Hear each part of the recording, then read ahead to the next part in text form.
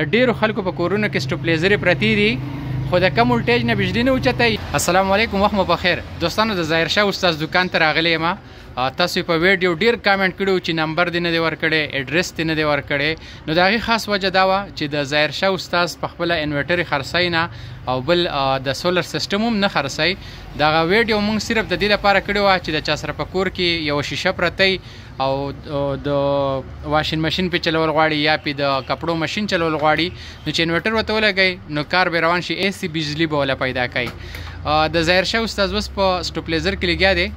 د ډیرو خلکو په کورونو کې سټوپلیزرې پرتي، ښه غټې غټې سټوپلیزرې، خو د کم ولټیج نه بجلی نه اوچتوي یا آوټپوټ نه ورکوي، بجلی بار ته نه وباسي. د دغې څه وجه کیدی شي؟ نو زه د ظاهر شاه استاد نه د سټوپلیزر په باره کې تپوس کوم چې کم غټ سټوپلیزر بجلی نه وباسي یا د کم ولټیج نه اوچتوي، د دې څه وجه کیدی شي. نو زه تاسو د ظاهر شاه استاد سره میلاوم. خو تاسو ته ریکویسټ دی چې ویډیو لایک کړئ، مخکې شیر کړئ. او که تاسو زموږ فیسبوک پیج نه فالو کړئ یا یوټیوب چینل نه فالو کېدی ير نه کوئ. السلام علیکم ظاهر شاه استادو، څنګه چل دی؟ ماشاءالله ډیر زیات وایرل شوی، تقریبا 15 میلیون کسانو کتلی، 50 لاکه خلکو کتلی. خو ډېر کسانو پکې ستا نمبر غوښتو، نه نمبر خو وجه ما ووې. اوس تاسو په سټوپلیزر کې لګیا یې که نه؟ د ډېرو خلکو په کورونو کې سټوپلیزرې پرتې دي خو د کم ولټیج نه بجلی نه اوچتوي یا چې دی نو بجلی نه ورکوي، بار که نه وباسي نه. څه وجه کیدی شي دا راته زر زر ووې؟ نو بس د کم ولټیج نه چې کله بجلی نه ورکوي که نه، نو د هغې خو دا ټایمر لګېدلی دی چې ټایمر د ولاړې خپې نه لګېدلی، هغه د کم ولټیج نه بجلی ورکوي. کله دا ټایمر د لاندې خپې د ناستې خپې نه ولګي او بجلی دومره کمه چې ته لاړ شي او بجلی ځان ته راپرېږدي او ټایمر پکې لګېدلی، نو دا ټایمر دا ریلی کښېني نه، دومره د بجلی طاقت نه راځي چې دا ریلی کښېني، نو دا بیا بجلی نه ورکوي. کله چې دا ټایمر ورته موږ نه الټه کړو، ولاړې خپې نه کړو، نو بجلی په راتلو کې به یو پړق کوي او بیا به یو 10 سیکنډ 15 سیکنډ بعد به تا ته بجلی راپرېږدي، نو بیا به په هغې حالاتو کې دی د کمې بجلی نه اوچتوي.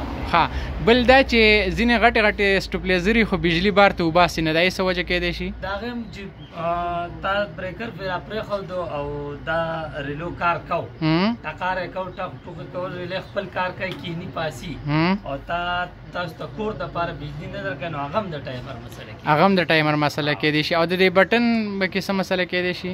دا بریکر خو اکثر په دې ورځو کې خو ډېر شارټ کېږي، نو دې دپاره ښه خبره ده چې ښه بریکر ولګوئ، 100 امپیر ولګوئ. صحیح شو. ځینو خلکو 63 امپیر لګولي نو میاشت کار وکړي او سوځي. نو ښه خبره دا ده چې 100 امپیر بریکر ولګوئ، نو هغه بیا نه خرابېږي او لږ وخت چې سیکنډ لکه اوس فار ایگزامپل تالې لکه زموږ په علاقه کې چې نږدې تاسو پېژنې تالې راوړې خو صحیح ده، خو که فرض که دا ویډیو لرې خلک ګوري که نه، نو چې سټوپلیزر ریپیر کوي نو ډېره خرچه سې په سټوپلیزر په جوړېدو څونه راځي؟ ډېر کار په سټوپلیزر کې ګوره دا شاته اے سی فلک دی، دا ډېر خرابوي، دا مخکې دا بریکر دا ډېر خرابوي، دا ډېر خرابوي.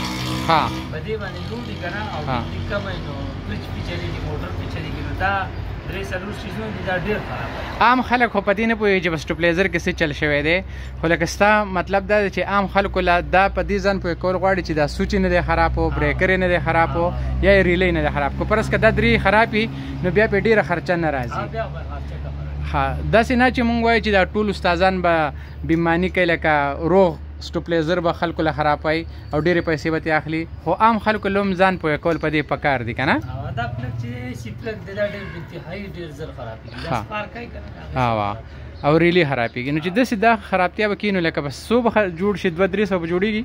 داسې 1500 پورې کې دی، دا 3 قسمه شیزونه چې دي یو خرابي که نه، داسې 1500 روپۍ. صحیح. او شیر نه چې دی نو پنکي دا اوس یې کټ شو، صحیح ده، دا به اوس دې ماشین ته موږ خېږو، دا دوباره ګرینډینګ کړو. او چې داسې د پنکي دا کویل خراب وي نو په دې څونه خرچه راځي؟